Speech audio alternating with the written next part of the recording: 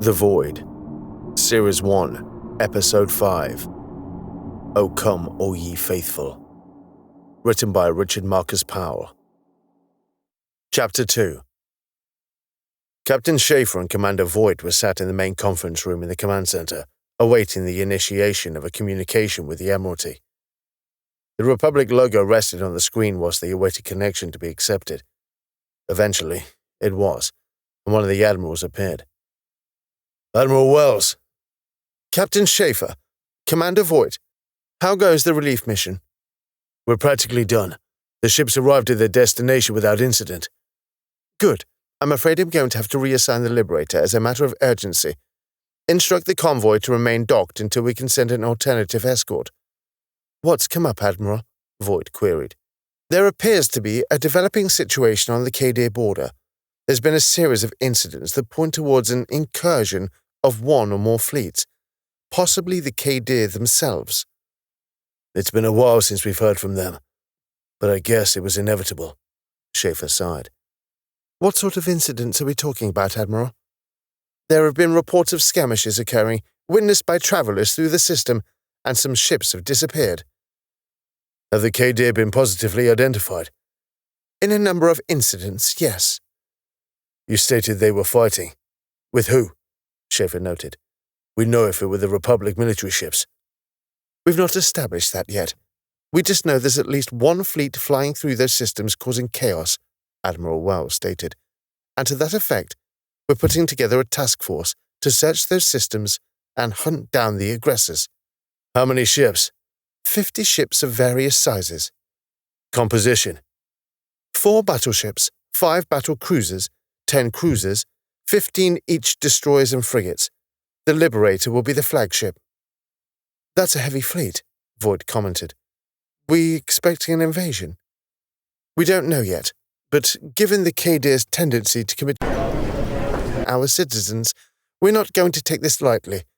Better to have it and not need it, as the saying goes. If it is the Cadir, this is going to end in a battle. That's an unfortunate possibility, Admiral Wells stated. We'd like a diplomatic solution where possible, but, well, it is the Cadir.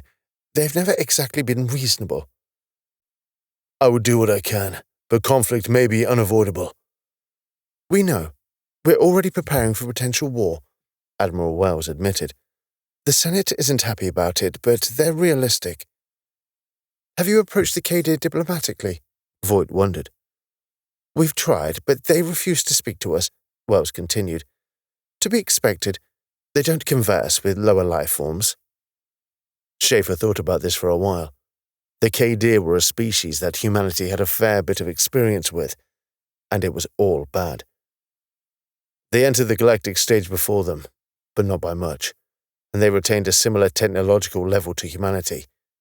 Even with the technological stagnation humanity suffered during the Dark Age, this didn't affect the equation much, as the Cadir's progress had been stunted by their own dogma. They'd fought them before, and they were not to be underestimated. They were less agile than humans, but they made up for it in their zealotry. They were also remarkably difficult to incapacitate, so you turned your back on a downed Cadir at your peril. How many people have been lost on the ships that have disappeared? At least 650, but I'm more concerned about the millions who live in the colonies along the stretch of the border, Admiral Wells pointed out. They are the priority here. Protect them at all costs. We will, Admiral, Schafer assured. Where is the task force meeting? Mission parameters will be sent to you directly, but the last report was from the Dessau system, so that will be where we start from. The fleet will meet there, and from that point, we will implement a dragnet across the adjoining systems radiating outwards. The task force will need to remain within a certain radius of each other, so as to enable a fast response should the Cadir be encountered, Schafer reasoned. Do you have any idea where they are heading? The attack pattern appears random, not moving in any specific direction. Timing suggests that there may be multiple fleets, or it is split up. It's hard to be sure without accurate intelligence, though. With no knowledge of a specific direction, we will have to radiate outward from Dessau at first, Voight planned. But once any trace is discovered, The dragnet moves in a coordinated movement in line with the trail, following the fleet. That way we can all stay within easy reach, and no one is left exposed." "Agreed. We need to cover a lot of space, but we don't want any avoidable losses." "Okay, we'll inform the convoy team to remain docked and start making our way to the Dessau system. We'll update you if there are any further reports." "Admiral, before you go, how's the situation progressing with the Senator Nestor issue?" "This is confidential, so this goes as far as those with operational knowledge of the situation and no further," Admiral Wells warned. But the senator admitted to everything under questioning. He seemed almost relieved at being discovered. "What happens to him now?" "He'll be prosecuted. Given the nature of his crime, he's liable to get a lengthy sentence. The Senate is currently debating what to reveal to the Republic. There's a lot of side details that have specific security concerns." "It's a sad end to the career of what I thought was a good man." "It proves that no one should be above suspicion." "You're right. Still, of all people." "Right. We'll send you the mission brief in a moment. You should find a full manifest of all the ships assigned to the task force. If the Cadir threat is greater than imagined, then we can always assign more ships." "We'll inform you when we meet up with the task force." "Thank you, Carl." The Republic logo appeared on the screen again, indicating their audience was at an end. "What are your thoughts, Commander?" "That the likelihood of there being a conflict is extreme," Voight summarized with a sense of despondency. "There's been nothing but conflict with the Cadir." "That goes without saying," Schafer commented, "but it's unusual to have them violate our space without attacking a colony. Ships have gone missing and likely been destroyed by the Cadir, but no colonies attacked." "I hadn't thought about that," Voight noted. "Maybe they were just in transit to their target, but a random pattern would suggest otherwise." "Kane, have we received the mission parameters yet?" "They've just been received, Captain." "Can you display the reported sightings and the ship losses onto the map of the local cluster? Keep it tightly focused and highlight Dessau for me as well, please." "Certainly, Captain." A map appeared on the screen, showing a large swathe of space on the Cadir border. Points of interest were highlighted, along with a couple of data items next to each one. "Where was the first reported incident?" Kane highlighted the requested item. "Right here, sir." "Can you animate the display showing the sequence of events?"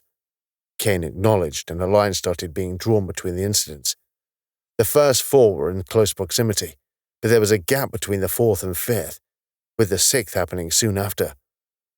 "Look at this, Captain. They jumped from Clanathis to Gorvalt. Quite a distance, but the timings make sense. They jumped from Gorvalt to Wanamaker. Again, this makes sense with the timings. But the next incident takes place in Zenis, which is a long way from Wanamaker. It could be reached from Gorvat in that time, but it seems unlikely from Wanamaker." "Hence the suspicion of being two fleets." "Yes, sir. But look at the way they're moving. If you take this path and split it into two, starting from Wanamaker and Zenis, shouldn't they be following a more linear path in separate directions? This seems a little too close." "Kane, can you reanimate, but make a split at Gorvalt?" "This would be impossible, Captain. The timings and jump gate topology are so close together that they cannot be differentiated into distinct separate paths." "Best guess then, Kane, please," Schafer replied. "I know this could all be wrong, but just for illustrative purposes." Kane redrew the series of events, showing the split as instructed, and following two separate paths. "Now look at this path. Doesn't it seem like, if there are two separate paths, they'd be a bit too close together?" Voight indicated. "If there are two fleets, they would have distinct purposes, which would suggest they would have different paths." "Could they have distributed the fleets like we plan to do?" "Possibly. But to what effect?" Voight mused. "It's not a good idea in enemy territory. You want to keep the fleet closer together." "Yes, but it doesn't exclude the possibility altogether." "I know, sir. But to me, this looks odd," Voight intuited. "Too close together for two fleets. too far apart for a single distributive fleet in enemy territory. So you think there might be some unseen variables here? Yes, sir. There's something off about all of this. Kane, can you back this up at all? I'm sorry, sir, but I can't. I can't extrapolate enough of the data myself, but I do not have the intuition of Commander Voight. Schafer mulled over this. There was something in what Voight was pointing out, but it was something that just couldn't be quantified. If she hadn't pointed it out, he probably wouldn't have noticed it himself. It's a bit vague, Commander. I know, sir. It's not enough to make any judgments on, but I think we should bear in mind that this might be more complicated than what we think. So, it might not be one of their crusades. The most likely possibility is that it is a crusade, but we shouldn't discount other possibilities until we rule them out. It's possible we're reading too much into this pattern, Schafer advised. That said, we'll keep an eye on it nonetheless. Now that you've pointed it out, I'm intrigued to see if you're correct. Yes, sir.